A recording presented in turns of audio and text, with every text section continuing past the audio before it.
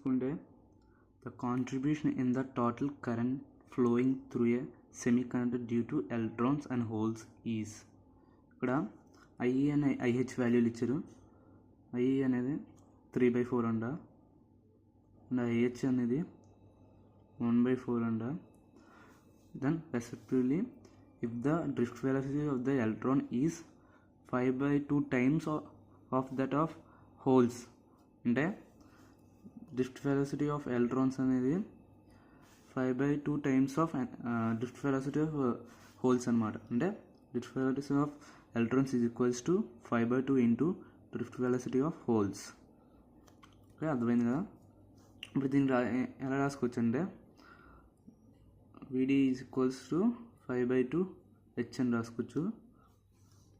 Then VDH is equals to H అని రాసుకోవచ్చు. Okay, ఇక్కడ ఏం అడిగాడు, at this temperature then the ratio of concentration of electrons and holes, అంటే ఇక్కడ ఏం అడిగాడంటే NE వాల్యూ NH వాల్యూ అడిగాడు. మనకు తెలుసు formula I is equals to NEA VDE.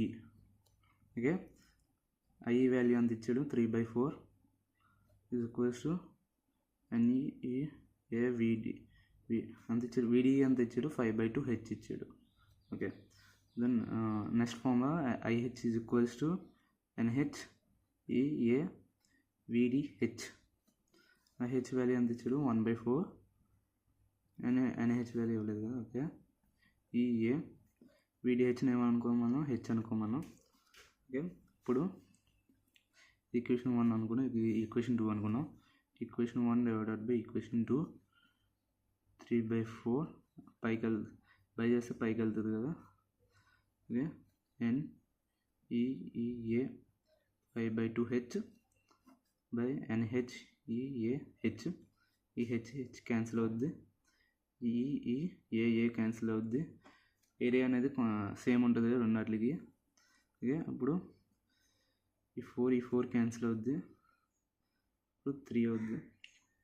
Okay, NE by NH is equals to into 5/2. ఈ 2 అనేది ఈ 5/2 అనేది అటువైపుకి వెళ్తే NE by NH is equals to 236/5. then NE is to and NH is equals to 6:5. correct option is option 1.